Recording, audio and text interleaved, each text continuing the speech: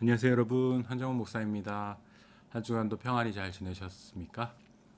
지난 시간에는 우리가 그 로마서 7장 전체를 깊이 묵상하면서 인간 실존의 한계, 그리고 선과 악이 공존하는 인간의 그 본연의 고유의 문제점들에 대해서 깊이 묵상을 해봤죠. 그래서 오호라 나는 곤고한 자로다, 이 사망의 몸에서 누가 나를 건져낼 것인가라는 바울의 탄식 소리도 우리가 들었던 바가 있습니다. 도대체 극복 불가능해 보였던 인간 실존의 이 문제를 해결할 수 있는 그 해결책이 바울은 우리 안에 있지 않고 밖에 있다. 그리고 그 밖으로 들어가는 데 있다라고 선포함으로써 굉장히 발상의 전환, 대전환을 우리에게 가져다 주었는데요. 우리가 우리 스스로 그 악의 문제를 해결하기 위해서 아무리 애를 써봤자 그것은 극복 불가능한 것임을 우리 개인 역사를 살펴봐도 알 수 있고, 우리가 맺고 있는 모든 관계 속에서, 우리 사회 속에서 들려오는 모든 인간의 범죄 행위 그리고 악한 행위들에 대한 이야기들을 들을 때 절감할 수밖에 없음을 우리는 알고 있습니다.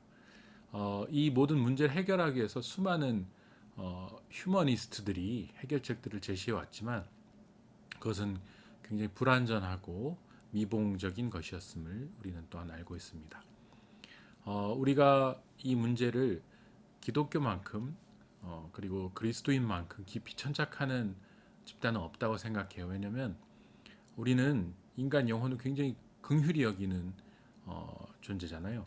하나님께서 우리를 긍휼히 여기시고 우리의 죄의 문제를 긍휼히 여기시고 우리에게 구원을 주시기 원하신다라는 사실에서 예수님이 이 땅에 오셨고 성육신하셨고 우리 모든 죄를 대신 짊어지고 십자가에 못 박혀 죽으시지 않았습니까? 그래서 우리는 죄의 문제에 대한 답이 있고 죄 때문에 발생한 죽음의 문제에 대한 답이 있죠. 부활과 영원한 생명이라는. 그래서 우리는 이 답을 갖고 있는 종교이기 때문에 이런 문제점으로 인해서 괴로워하는 사람들에 대해 굉장히 깊은 관심과 애정, 그리고 그들 돕고자 하는 긍휼의 마음을 가지고 있습니다. 우리의 이 해결책은 8장 1절 2절에서 언급하였던 것처럼 in Christ에 있다라고 말씀드렸죠. 지난 시간에서 한번 다시 읽어보면, 그러므로 이제 그리스도 예수 안에 있는 자에게 결코 정죄함이 없다. in Christ, 그리스도 예수 안에 있는 자에게는 정죄함이 없다. 이게 바로 칭의를 의미하는 것이죠. 예수 그리스도 안에 있는 사람은 예수 그리스도라는 포도나무에 접붙임을 받은 가지가 된 그런 포도송이 혹은 그 가지에게는 예수 그리스도라는 원천으로부터 나오는 의로운 열매, 의로운 수액이 계속해서 공급되기 때문에 비록 그 가지는 썩어 있고 또 비록 그 열매 한두 알은 먹지 못한 상태가 됐다 할지라도 그 원 가지로부터 계속해서 공급되는 영양분이 있기 때문에 그 원 가지에 원 그 나무에 붙어 있는 것으로 여겨주고, 그래서 그 원 나무의 일부로 치기 때문에 우리는 그리스도 안에 있으면 그 생명의 포도나무로 인정을 받는다라는 것이죠. 아무리 부족해도 모자라도 연약해도 못나도. 그래서 답은 그리스도 안에 있다. 그리스도 안에 있으면 그냥 칭의를 받아서 의롭지 않다 하더라도 의롭다 여김을 받고, 정죄함을 받아야 하지만 정죄함을 받지 않고 그 정죄함 대신 예수님이 다 받으신다. 그것이 놀라운 복음의 선포입니다. 여러분을 참소하고 여러분을 공격하고 여러분을 뒤흔들려는 그 어떠한 세력에게도 여러분이 마주했을 때 당당히 외쳐야 할 바로 그 구절이 이거예요. 그리스도 예수 안에 있는 자에게는 결코 정죄함이 없다. 그리스도 예수 안에 있는 생명의 성령의 법이 죄와 사망의 법에서 나를 해방하였기 때문이다. 여러분은 이 자신감을 가지셔야 돼요. 나는 해방된 존재다. 나는 죄와 사망의 법, 율법의 권세로부터 해방된 존재다. 그렇기 때문에 이 정죄함으로부터 나는 자유하고 나는 그리스도가 주시는 참된 행복과 기쁨 안에 거할 수 있다. 어떤 사단이 나를 와서 내 죄를 물고 늘어지면서 너는 이런 죄를 저질렀잖아. 어제도 이런 많은 문제들을 일으켰잖아. 너의 마음과 생각 속에서 이런 더러운 욕심의 뿌리, 정욕의 뿌리들이 있는 걸 내가 알고 있는데 네가 어떻게 의로울 수 있는가라고 공격한다고 할지라도 우리가 답할 말은 그거예요. 사실 그건 그게 아니고 이건 이런 거요. 이런 변명이 아니고 나는 예수 그리스도 안에 있기 때문에 정죄함이 없다. 사단아 물러가라. 이렇게 끝내는 것이에요. 이것은 논쟁의 여지가 있는 공방의 여지가 있는 게 아니라 그냥 선포하면 되는 것입니다. 사단아 물러가라. 예수님이 나와 함께 하신다. 나는 예수님의 것이다. 나는 예수님이라는 포도나무에 정말 꼭 붙어 있는 그런 가지고 열매다. 나를 정죄할 수 없다. 너는 나를 정죄할 수 없다라고 선포하는 것이죠. 그래서 이제 3절 율법이 육신으로 말미암아 연약하여 할 수 없는 그것을 하나님은 하시나니 곧 죄로 말미암아 자기 아들을 죄 있는 육신의 모양으로 보내어 육신의 죄를 정하사. 계속해서 나오고 있죠. 육신, 사르크스, 플래시, 즉 살덩어리, 정욕덩어리, 뭔가 죄의 어떤 원뿌리 같은 그런 살덩어리를 가리키는 용어인데 육신은 연약해서 율법을 지킬 수가 없어요.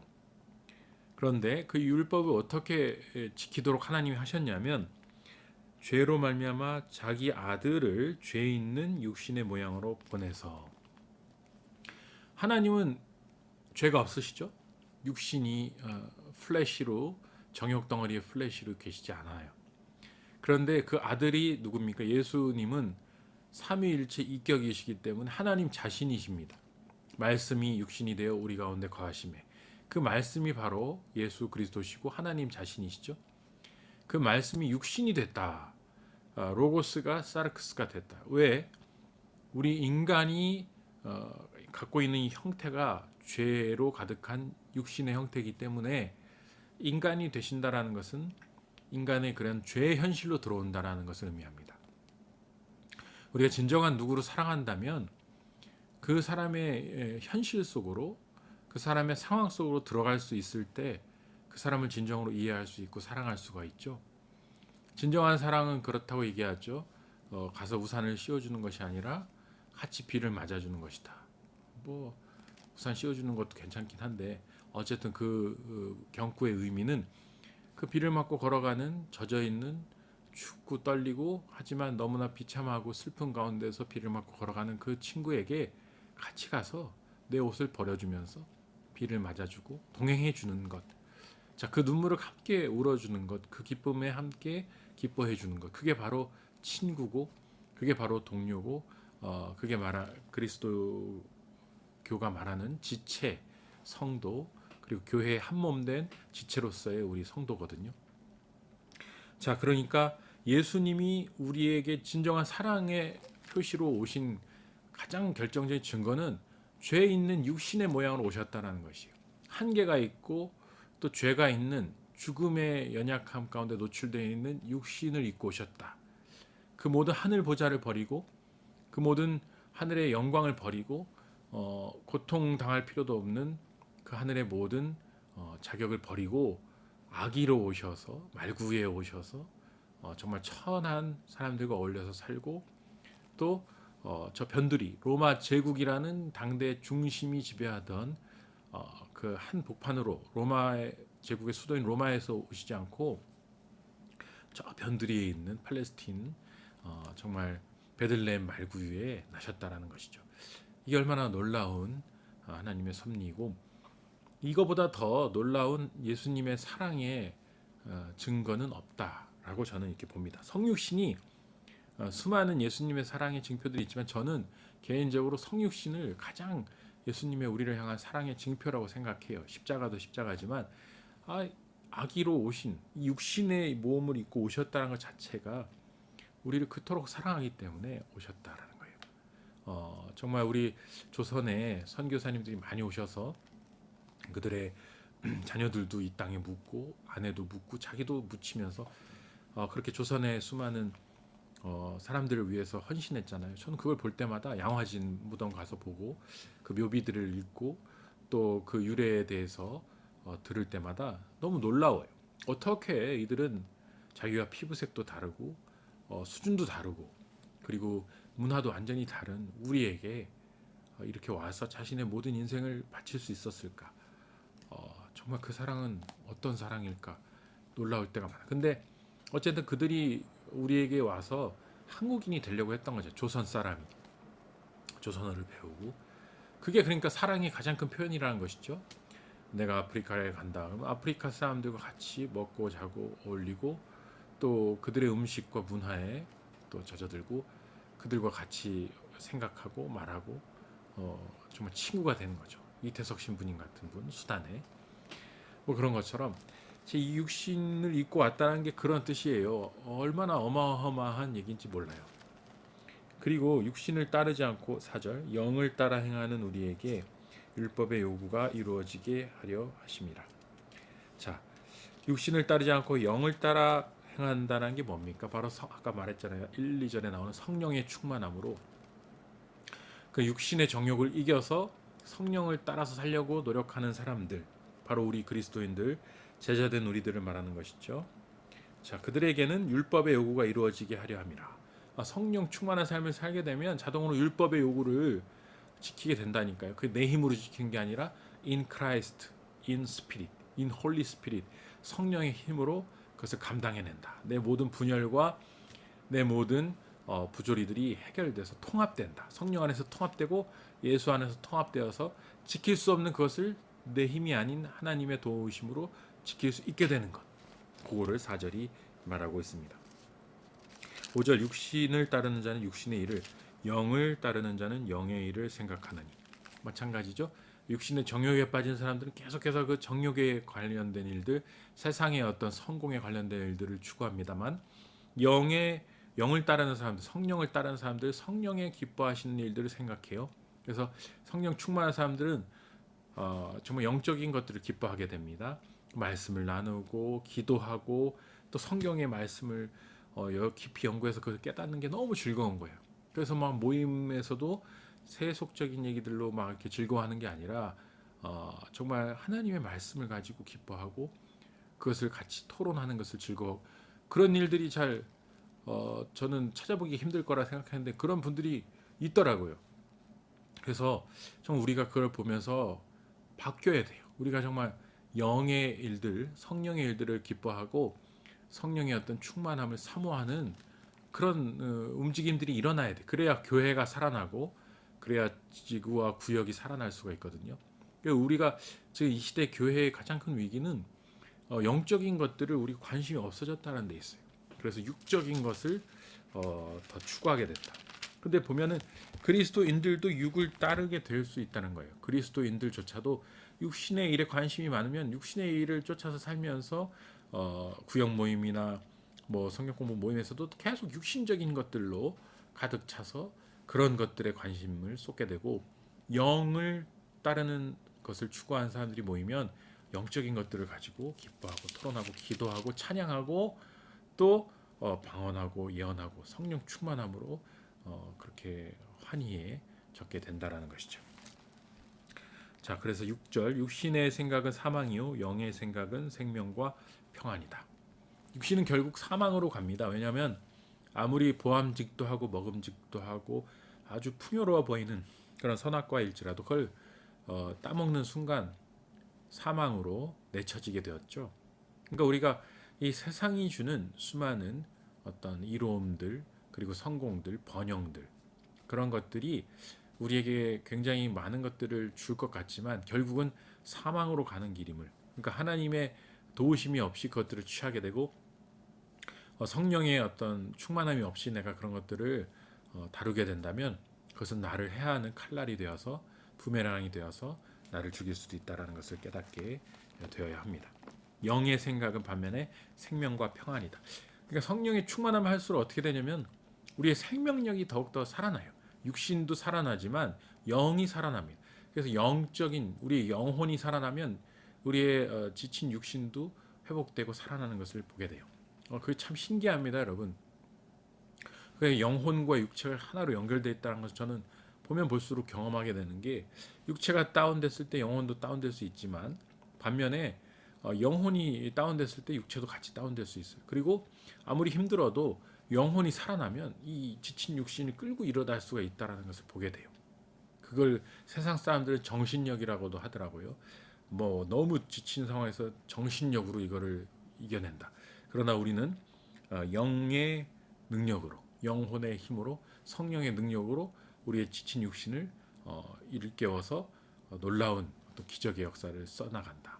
그러니까 우리 사도행전 같은 데 보면 베드로가 감옥에 갇혀서도 그 육신은 완전히 그 핍절한 상황 속에서 있지만 너무너무 기쁘고 찬양하고 기도하고 감사했다는 거죠. 바울도 마찬가지로 옥중 서신들의 빌립보서 같은 데 보면 내가 기뻐하고 기뻐하노라. 너무너무 기쁘노라.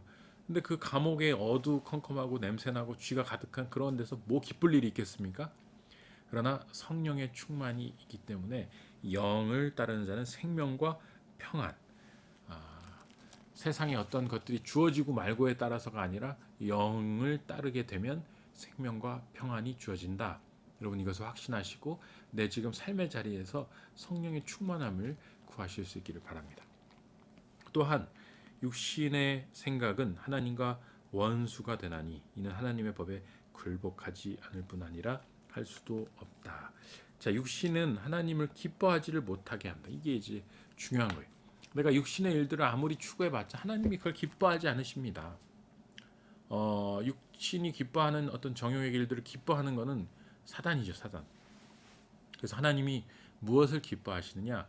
하나님을 사랑하고 이웃을 사랑하고 또 그 성경 말씀을 깊이 깨닫고 영적인 어떤 하나님의 나라의 일들을 생각하는 것을 기뻐하십니다. 그러나 육신의 생각은 오히려 하나님과 원수가 돼요. 계속 싸우게 돼 있어요. 왜냐하면 육신은 계속해서 죄를 짓게 만들거든요. 정욕이라는 것은 먹이를 주면 줄수록 만족하는 게 아니라 더 큰 정욕으로 더 큰 욕심으로 계속해서 개걸스럽게 먹어치우려고 해요. 블랙홀처럼. 그래서 아무리 먹이를 줘도 만족시킬 수 없는 것이 육신의 정욕이고 그렇게 그게 블랙홀처럼 커지면 커질수록 어떻게 됩니까? 하나님을 대적하게 되죠. 그러니까 원수가 되는 것입니다. 그래서 우리가 이 육신의 정욕을 이길 수 있는 유일한 길은 먹이를 주지 않는 것이에요. 내가 그것을 따르지 않고 그것을 계속해서 기뻐하고 계속 거기에 표를 주지 않는 거예요. 내가 내 시간에서 내 하루의 시간 속에서 그것을 배분할 때 영의 일, 하나님의 일에 더 많은 것들을 배분하고 육신의 일에 더 적은 것을 배분하는 거예요. 그렇게 할 때 육신의 일들이 점점 힘을 잃게 된다라는 것을 바울은 우리에게 말해주고 있습니다. 육신에 있는 자들은 하나님을 기쁘시게 할 수도 없어요. 8절에 보면. 그렇죠? 원수의 일들이니까 하나님이 기뻐하지 않으세요. 9절. 만일 너희 속에 하나님의 영이 거하시면 너희가 육신에 있지 않고 영에 있나니 누구든지 그리스도의 영이 없으면 그리스도의 사람이 아니라. 하나님의 영이 우리 속에 거한다. 자, 하나님의 영은 누굽니까? 바로 이게 성령 하나님이시죠. 성령을 구약으로는 루아흐라고 하고 이제 그리스어로는 푸뉴마라고 하는데 이 루아흐가 구약에 나올 때 하나님의 영이라는 표현으로 자주 나와요. 하나님의 루아흐로. 그래서 이게 루아흐란 단어가 숨결이라는 바람, 숨결이라는 뜻도 있거든요. 영도 있지만. 그래서 구약은 철저히 이거를 하나님의 영으로 표현합니다. 모든 그 문구들을 보면 하나님의 영, God's Spirit으로 계속해서 나와요. 그래서 이 소유 주체가 이 영의 어떤 소유권자가 영의 어떤 주권자가 하나님이심을 계속 구체적으로 얘기해요. 그래서 삼손 같은 경우도 하나님의 영이 그에게 임함에 그가 엄청난 괴력을 얻게 되고 블레셋 사람들을 뭐 나귀턱뼈로 1000명씩 죽이고 뭐 엄청난 힘을 발휘하게 되는 게 하나님의 영이 임할 때 그렇게 하죠. 또 창세기에도 보면은 하나님의 영은 수면에 운행하셨다라고 되어 있어요. 거기도 하나님의 영으로 나오죠. 자, 이 하나님의 영이 바로 성령님이시다. 삼위일체 제3위이신 성령님. 그래서 이 성령님은 하나님이시고 하나님은 예수님이시고 예수님은 성령님이세요. 서로가 서로를 이렇게 상호 침투하면서 공존하고 계시지만 동시에 개별자이시고 동시에 한 존재이신 삼위일체 하나님이시다. 그것을 우리가 기억하시면 되겠습니다. 하나님의 영이시지만 하나님 자신이신 거예요. 너희 속에 성령이 거하시면 너희가 육신에 있지 않고 영에 있다. 이게 뭡니까? 아까 성령 충만해야 우리가 영에 속한 사람이 되고 영적인 어떤 일들을 행하는 사람이 된다는 거. In Christ, in Holy Spirit이 되어야만 우리가 그리스도의 사람으로서 쓰임 받을 수 있다. 반대로 우리가 그리스도인이라고 불리지만 성령 충만하지 않다면, 성령에 사로잡히지 않았다면 우리는 세속적인 삶을 살 수 있다라는 것을 의미합니다. 그래서 우리는 계속해서 기도해야 돼요. 잘 이해를 못하겠다고 말하는 분도 계셨거든요. 성령 안에 어떻게 들어갑니까? 예수님 안에 어떻게 들어갑니까? 그게 뭡니까 도대체? 그 하나로 합쳐진다는 게 뭡니까? 그걸 모르겠으면 기도하시란 말이에요. 제 말이 그걸 이해하려고 하는 게 아니라 기도하셔야 돼요. 예수님, 제가 예수님 안에 들어가게 해주십시오. 제가 성령 안에 들어가게 해주십시오. 성령 충만하게 해주십시오. 그게 뭔지 저는 잘 모르겠고 리저너블하지가 않으면 이해가 안 됩니다. 지성적으로 그게 이해가 안 됩니다. 그러나 이해가 안 되면 경험이라도 시켜주십시오. 이해가 아닌 경험, 체험, 그 리얼리티를 나에게 경험시켜 주십시오. 그렇게 기도하시면 좋겠어요. 그래서 어느 순간 이 성령 하나님이 내가 내 안에 들어가 있고 내가 그 성령 안에 쑥 들어가 있는 요 상태, 구절의 이 상태가 무엇인지를 깨닫고 그리스도의 사람으로서, 그리스도의 제자로서 더 귀하게 쓰임 받을 수 있기를 바랍니다. 또 10절 그리스도께서 너희 안에 계시면 몸은 죄로 말미암아 죽은 것이나 영은 의로 말미암아 살아있는 것이다. 그리스도께서 계시면 몸은 죽을 수 있죠. 우리의 몸은 언젠간 죽잖아요. 죽어서 흙으로 돌아가죠. 그러나 우리 안에 있는 영은 이미 살아서 영원토록 살게 된다. 그러니까 죽으면 육신은 땅에 묻히고 영혼은 하늘에 가서 하나님 보좌 우편에 있다가 이제 재림 때 우리 육체와 영혼이 다시 하나가 돼서 새로운 육체로 부활하죠. 제가 지난 그 금요 신앙 강좌에 인간의 영혼에 관해서 말했던 것처럼 혹은 죽음과 동시에 영과 육이 동시에 새로운 육체로 부활하면서 천국에 거한다. 어쨌든간 이 생에서는 육신은 한 번은 죽어야 됩니다. 몸은.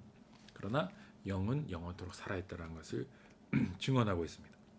11절 예수를 죽은 자 가운데서 살리신 이의 영이 너희 안에 거하시면 그리스도 예수를 죽은 자 가운데서 살리시니가 너희 안에 거하시는 그의 영으로 말미암아 너희 죽을 몸도 살리시리라. 아멘. 자, 성령님이 예수님을 부활시켰다는 얘기잖아요. 예수를 죽은 자 가운데 살리신 이의 영. 하나님의 영이 예수를 죽은 자 가운데 살리셨다. 하나님이 하나님의 영을 통해 그를 살리셨다. 그러면 그 영이 우리 안에 있는 성령이 우리 안에 지금 있잖아요. 그 성령께서 우리를 영원한 생명으로 인도하실 것이에요. 육신이 죽더라도, 육체가 땅에 묻히더라도 우리의 영혼과 우리의 새로운 육신을 반드시 성령께서 허락하실 것이다. 이 놀라운 선포예요. 놀라운 선언. 이 그리스도 안에 있는 자에게, 성령 안에 있는 자에게 이것은 성령의 것이 됐다라는 것이죠. 내 것이에요. 하나님께서 이것은 내 것이기 때문에 내가 사단에게 내어줄 수 없다. 네가 아무리 정죄하고 아무리 참소하고 아무리 이 친구의 죄악에 대해서 열거하고 프로세큐터 즉 검사로서 막 공격해서 죄 형량을 때리고 지옥으로 보내야 된다고 말을 할지라도 내 것이고 내 아들이고 내 딸이기 때문에 내어줄 수 없다. 성령께서 인치셨고 성령이 그 안에 이렇게 품고 계시기에 뺏기지 않으신다. 요 얘기를 하고 계신 것입니다. 12절 그러므로 형제들아 우리가 빚진 자로 돼 육신에게 져서 육신대로 살 것이 아니다. 그러니까 육신에 져서 살지 말자는 거예요. 그러니까 7장만 해도 왜라 모르겠다 했잖아요. 이게 뭐 내가 이길 수가 없다. 내가 죄를 이길 수가 없고 내 영은 마음은 속사람은 하나님의 일을 원하지만 내 육신은 죄를 원하기 때문에 모르겠다. 그냥 빠이빠이. 그냥 각자의 길을 가자라는 것처럼 보였는데 그게 아니죠. 바울이 말하고 싶은 것은 그런 인간의 상태에서 유일한 출구는 성령님으로 충만해지는 것이고 성령 충만자 어떻게 해야 되느냐 그게 나오는 거예요. 12절 육신에게 지지 마라. 육신에게 지지 마라. 싸우라는 거죠. fight. 그래서 그리스도교의 가장 굉장히 중요한 하나의 단어 중에 하나가 바로 이 싸움이에요. 싸움. 그래서 십자가 군병, 막 그리스도의 군사, 막 이렇게 군사 용어가 많이 나오는 이유가 이게 근본적으로 신앙생활은 싸움이거든요. 그게 이제 성도 간에 싸우는 게 아니고 교회 간에 싸우는 게 아니라 악한 세력과의 싸움이다. 악한 영과의 싸움이다. 그리고 나를 죄로 이끌고 아까 7장에 말씀드린 죄라는 실체, 그게 마귀가 됐든 사탄이 됐든 뭐 귀신이 됐든 그 외부적인 존재로서의 죄라는 불가해한 어떤 인간의 어떤 삶, 내 개인 존재 안에도 있고 우리 안에도 있고 사회 깊숙한 곳에 깃들어 있는 무시무시한 악한 세력이 있어요. 그 리얼리티가 그것과 싸우라는 것입니다. 그러니까 가장 아름답고 선한 일은 이 세상을 하나님의 나라로 바꿔나간다는 것은 공의와 정의가 하수처럼 흐르는 세상을 만드는다는 건 뭐냐면 악한 권세가 지배하고 있는 이 세상의 폭력과 거짓말과 살인 그리고 정말 그 사기 이런 모든 악한 세력들 갈취하고 약한 자를 막 억압하는 이런 사단의 어떤 흔적들을 지워 나가라. 그것들을 없애 나가라. 그리고 그것을 하나님의 나라로 바꿔 나가라. 마치 우리가 어떤 돌밭을 개간하는 것처럼 이걸 지금 우리가 먹고 살려면 밭을 개간해야 되는데 이 돌이 너무 많아. 계속 곡괭이질을 해가지고 돌을 빼서 수레에다 실어가지고 갖다 버리고 계속해서 그거를 온 식구가 달라붙어가지고 밭을 만드는 거죠. 개간을 하는 거죠. 자 그런 것과 같은 거예요. 우리의 마음 밭도 계속해서 갖고 나가야 되고 우리의 공동체도 우리의 사회도 이 땅에 하나님 나라가 임하도록 그렇게 갖고 나가 그 싸움이 바로 정말 지지 말라라는 이 용어에 들어 있습니다. 그래서 우리는 그 서부 개척 시대에 미국 사람들이 이렇게 서부에 금광이 발견돼서 막 개척하고 거기 마을을 짓고 막 이렇게 프론티어십을 세워갔던 것처럼 우리 자신의 영역도 그렇게 성령으로 계속해서 정복해 간다. 내 모든 마음과 의지와 힘과 육신, 욕정, 뭐 손끝부터 발끝까지 전체를 성령으로 정복하겠다. 그리고 그게 동시에 내 가족 전체를 다 성령으로 정복하겠다. 그건 뭐냐면 내 아버지도 믿음의 길로 이끌겠다. 우리 어머니도 세례받게 하겠다. 우리 동생도 우리 친구도 친지도 내 자녀들도 한 명도 빼놓지 않고 내가 다 천국으로 인도하겠다. 이게 너무나 귀한 우리의 사명이고 본질적인 사명. 이거 하라고 우리가 지금 살아있는 거라고 생각하시면 돼요. 우리가 살아있는 목적이 무엇입니까? 하나님의 영광이 되는 건데 하나님의 영광을 어떻게 돌립니까? 바로 이 일을 하면 돼요. 하나님이 기뻐하시는 세상을 만들고 하나님이 기뻐하시는 사람들로 바꾸어 나가는 거. 그게 바로 하나님께서 기뻐하시는 일이고 우리의 소명이고 사명이다. 자, 그래서 13절 너희가 육신대로 살면 반드시 죽을 것이로되 영으로 몸의 행실을 죽이면 살리니 육신으로 살면 죽고 영으로 몸의 행실을 죽이라. 이게 지금 싸우라는 거죠. 또 육신을 영으로 싸워서 이겨라. 14절 무릇 하나님의 영으로 인도함을 받는 사람은 곧 하나님의 아들이라. 아들 딸. 그래서 성령 충만함에 의해서 이끌리고 성령의 일을 하는 사람은 성령의 하나님의 아들 딸이 되는 것입니다. 15절 너희는 다시 무서워하는 종의 영을 받지 않고 양자의 영을 받았으므로 우리가 아빠 아버지라고 부르짖느니라. 여기 보면은 무서워하는 종의 영이 뭐냐면 이 하나님을 무서워하는 사람들이 있잖아요. 그러니까 하나님을 두려워하고 마치 이제 혼날까봐 하나님한테 혼나지 않으려고 신앙생활 하는 사람들이 있어요. 그런 분들이 종종 보이는데 저는 그런 분들 보면 굉장히 안타까워요. 아니 왜 아버지를 이토록 무서워하는가? 하나님은 아빠이신데 왜 아빠를 이렇게 무서워하는지 모르겠어요. 그거는 처음부터 하나님에 대한 인식을 누가 잘못 심어준 거죠. 뭔가 벌하는 뭔가 심판하는 하나님, 나의 잘못을 추궁해서 혼내는 하나님, 그것만 즐거워하는 하나님으로 인식되어 있는 것 같아요. 안 혼날라고 뭐 봉사하고 안 혼날라고 헌금하고 안 혼날라고 그 직책을 맡고 그 얼마나 비참합니까? 하나님은 그런 거를 원치 않으시고 기뻐하지 않으세요. 즐겨내는 자를 기뻐하신다고 하셨죠. 봉사도 즐거워서 해야지 억지로 하면 안 기뻐하세요. 그건 하나님께 카운팅이 되지 않습니다. 자원하는 심정으로 하는 것을 하나님이 가장 기뻐하신다. 그래서 두려워하지 마시고 양자의 영 뭐예요? 어덥션이라는 것은 내가 이제 호적에 들어간 거예요. 여러분 그 재밌는 게 뭐냐면 우리 마태복음 1장에 나오는 아우구스도 있지 않습니까? 아우구스도가 호적을 해라고 해가지고 예수님이 이제 그 베들레헴까지 가가지고 요셉과 마리아가 호적하게 된 거고 그 호적하러 갔다가 이제 태어난 거거든요. 그 아우구스도가 누구냐면 로마의 이제 일대 황제인 아우구스투스 황제인데 아우구스투스가 그 유명한 율리어스 시죠. 율리우스 카이사르의 양자예요. 율리우스 카이사르의 그 직접 직계 아들이 아니고 그 사촌 중에서 좀 지가 보고 제일 그 후계자로 괜찮아 보여서 양자로 삼아서 그 사람이 이제 옥타비아누스인데 옥타비아누스가 안토니우스를 물리치고 정말 로마 제국을 통일하죠. 그리고 엄청난 업적을 쌓고 로마 사람들이 이제 그 사람을 기리는 이름으로 아우구스투스라는 존엄한 자라는 칭호를 부여한 것입니다. 굉장히 흥미로운 인물인데 자, 그 사람도 양자인데 양자가 돼도 율리우스 카이사르의 모든 재산과 명예와 그다음에 그 모든 정치적인 어떤 권력과 힘을 다 승계를 받아요. 양자로 지정하면 그 사람이 받는다고. 그러니까 그 양자라는 것은 이게 뭔가 이때 당시에 양자라는 것은 부모가 없는 고아를 막 이렇게 들여주는 그런 개념이 아니라 굉장한 권력자가 자기 후계자를 지정하는 내 아들이 있으면 있거나 없거나 저 사람을 내 양자로 딱 지정해서 후계자로 내가 삼는다 그런 의미예요. 상속권을 부여받는 것.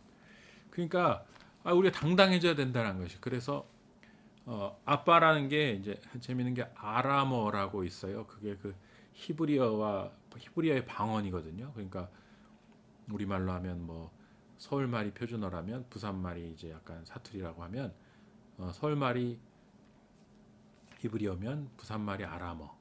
거의 똑같지만 약간 다른 그런 개념으로 보시면 돼요. 근데 이제 그 아람어 단어 발음을 하면 아빠라는 발음을 하게 되면 그게 바로 그 daddy예요, daddy.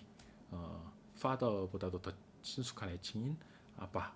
그 신기하죠? 우리말로도 아빠고 아람어로도 아빠고. 근데 이제 그리스어로는 파테르가 이제 아버지라는 뜻인데 우리가 아빠라고 부를 수 있어야 되고 부모님으로 이렇게 여길 수 있어야 돼요. 왜냐하면 우리 하나님은 나의 모든 것을 주시는 부모님이 같은 분이잖아요. 그래서 이제 성령이 뭘 증언하고 계시냐면 16절, 17절 자녀이면 또한 상속자고 하나님의 상속자요. 그리스도와 함께한 상속자. 제가 상속자라고 했죠. 근데 재밌는 게 뭐냐면 영광을 받기 위해서 고난도 받아야 된다. 이거가 이제 웬만하면 이제 영광만 받고 싶은데 상속자로서 고난도 받아야 돼요. 이게 요즘 뭐 그렇다며요. 상속을 받을 때 그 선택할 수 있다며요. 이제 뭐 엄청난 걸 많이 물려주실 때 그분 아버지가 예를 들어 빚이 더 크다. 물려주는 것보다 빚이 더 커서 이걸 다 받으면 내가 마이너스가 된다. 그러면 상속을 포기할 수 있다고 제가 들었어요. 우리 현재 법상에서는 상속 포기하면 되지만 우리가 예수님을 상속 포기할 수는 없으니까 예수님이 물려주신 부채가 있어요. 그게 뭐냐면 고난도 함께 받아야 돼. 고난은 싫고 영광만 받겠으면 안 됩니다. 그리스도의 양자된 자들은 고난도 받아야 된다. 그래서 18절 생각한데 현재의 고난은 장차 우리에게 나타날 영광과 비교할 수 없다. 지금 아무리 힘들다고 해도 그리스도인으로서 겪는 박해와 멸시와 뭐 그런 게 아무리 있다 해도 장차 우리가 그리스도인으로서 아버지의 아들로서 하나님의 아들로서 딸로서 누릴 그 영광에 비교하면 지금 이건 아무것도 아니다. 사자밥이 되는 거, 십자가에 달려 죽는 거 그런 거 말하는 거예요. 그리스도인이라서 직장으로서 쫓겨나는 거, 카타콤에 숨어 살아야 되는 거, 자 이런 고난들. 그러나 장차 나타날 큰 영광을 바라보면서 참으십시오. 그 얘기예요. 그리고 그러면서 이제 19절 피조물이 고대하는 바는 하나님의 아들들이 나타나는 것이다. 이 피조물이란 단어가 나오면서 이 구원이 우주적인 영역까지 확대됩니다. 여태까지는 우리가 개인의 구원만 생각했죠. 그래서 내가 천국 가는지 내 영혼이 천국 가는지가 중요했는데 피조물 전체, 크리에이션 전체를 하나님이 구속한다는 것은 이 모든 피조물들을 다시 회복시키시고 총괄 갱신시키신다는 뜻입니다. 그래서 피조물들도 다 그것을 고대하고 있다는 거예요. 빨리 우리가 회복되기를, 그래서 이제 해방되기를 기다리고 있어요. 돌들도 나무들도 식물들도 바닷물도 뭐 공기도 오존층이 파괴된 지금 시달리고 있는 지구도 이 인간들이 너무 방만하게 지금 그 욕심을 추구해서 우리 죽겠다. 빨리 온 피조물이 구속되기를 기다린다. 그런 뜻입니다. 하나님께서 예수님을 재림시키시고 온 인류가 이제 최후의 심판과 종말을 맞이하게 될 때 그것이 다 없어진 게 아니라 새로워진다라는 거죠. 그래서 그 새로워지는 회복의 때를 기다리고 있다. 그렇게 이해하시면 되겠어요. 영광의 자유 21절 피조물도 썩어짐의 종노릇한 데서 해방되어 하나님의 자녀들의 영광의 자유에 이르는 것이다. 더 이상 이제 죽음으로부터 해방돼서 완전히 회복된 죽음이 없는 영원한 어떤 세상으로의 열림을 고대하고 있다. 모든 피조물이. 그럼 여긴 동물도 해당될 수 있다고 볼 수 있어요. 피조물이 함께 고통을 겪고 있고요. 그 다음에 23절 양자될 것 곧 우리 몸의 속량을 기다리고 있다. 우리도 우리 몸의 속량을 기다리고 있어요. 양자가 됐기 때문에 빨리 우리가 이 육신으로부터 벗어나서 새로운 육체, 즉 부활의 육체를 입기를 고대하고 있다. 24절 우리가 소망으로 구원을 얻었음에 보이는 소망이 아니니 보는 것을 누가 바라리요. 자, 소망이라는 것은, 희망이라는 것은 보이지 않는 것을 바라는 것입니다. 그래서 이 그리움이라는 것은 창문을 바라보는 거라고 하잖아요. 누군가 창문을 이렇게 계속 내다본다는 건 누군가 그리워하고 있는 거예요. 안 보이는 누군가를 창문을 통해서. 마찬가지로 우리가 뭔가를 소망하고 있다는 것은 뭔가 다가올 뭔가를 기다리고 있다는 거거든요. 종말을. 우리는 이 종말론적인 기대를 가지고 살아야 하는데 지금 이 시대에 보면은 종말은커녕 죽을까봐 다 두려워서 부들부들 떨고 있죠. 종말이 오면 끝장나는 것처럼. 그러나 이 시대는 지금 그런 이게 영원히 지속될 것 같이 바라보고 있지만, 그러나 성경은 분명히 이 모든 세상의 종말, 우리 인간 개인의 종말이 온다. 그리고 그 종말을 두려워하기보다는 기다리고 사모하며 또 현재를 감사하게 살아가라. 그게 이제 지혜로운 삶이다라고 말하고 있죠. 25절 만일 우리가 보지 못하는 것을 바라면 참아라. 기다려라.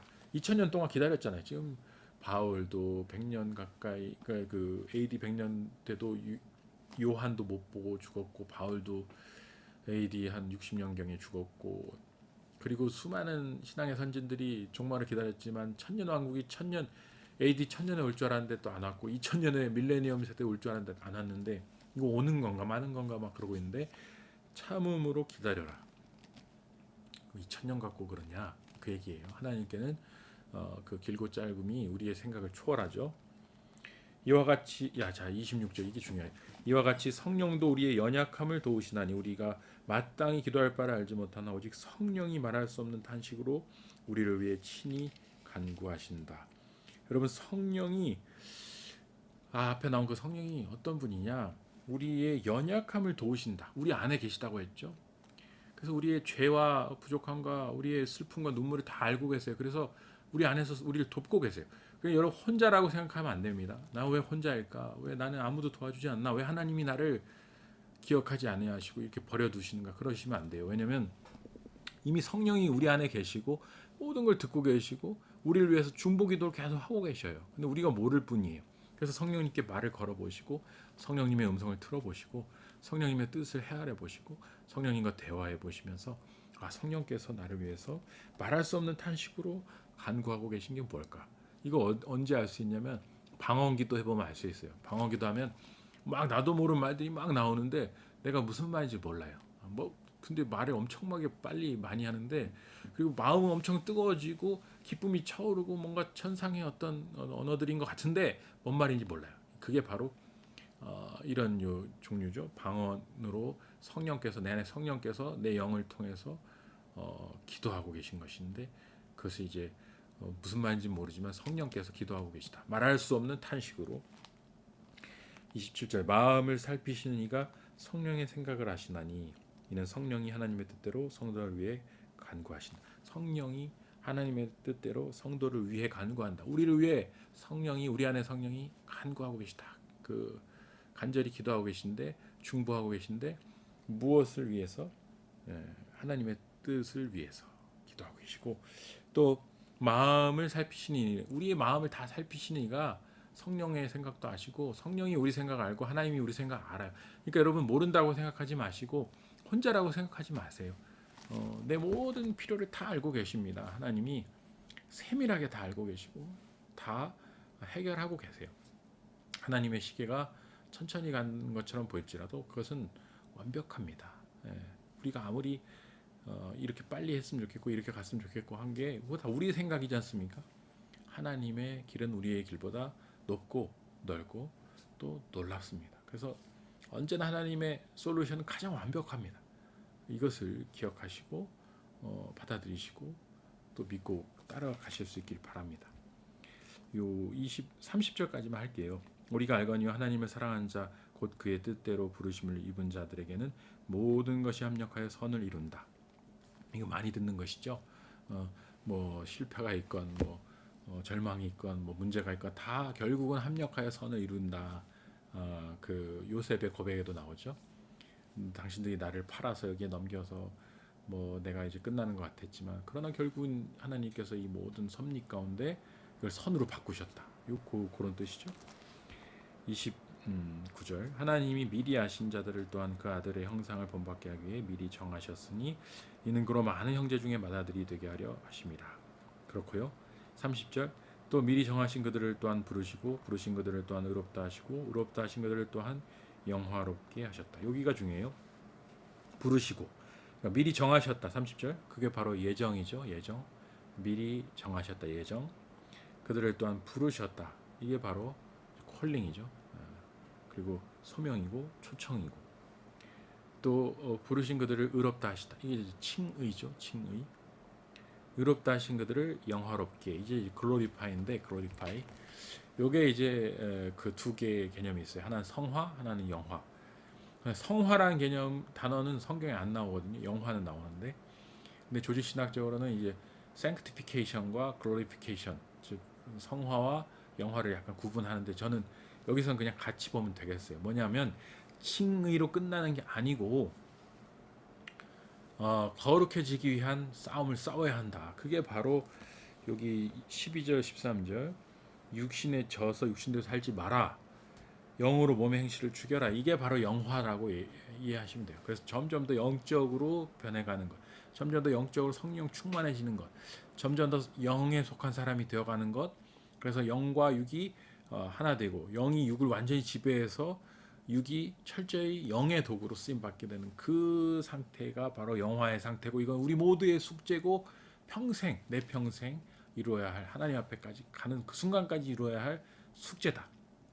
그래서 우리는 실수할 수 있고 넘어질 수 있고 계속 육신의 행실에 질 수밖에 없지만 지곤 하지만 그러나 다시 일어서서 결국은 영화의 길을 걸어간다. 이것을 기억하실 수 있기 바랍니다. 오늘 8장 다 하려고 했는데 이게 8장 너무 중요한 내용들이라 시간 내에 다 하지 못했네요. 다음 시간에 또 뵙도록 하겠습니다. 함께 기도하겠습니다. 하나님 감사합니다. 오늘도 우리에게 로마서의 말씀을 통해서 정말 놀라운 복음의 비밀에 대해 깨닫게 하시니 감사합니다. 영으로서 육의 행실을 죽이고 하나님이 기뻐하시는 성령의 일을 우리가 감당하며 살아갈 수 있도록 복의 복을 더하여 주시옵소서. 모든 것 주님께 감사드리며 예수님의 이름으로 기도합니다. 아멘. 여러분 수고 많으셨습니다. 다음 주에 또 뵙도록 하겠습니다.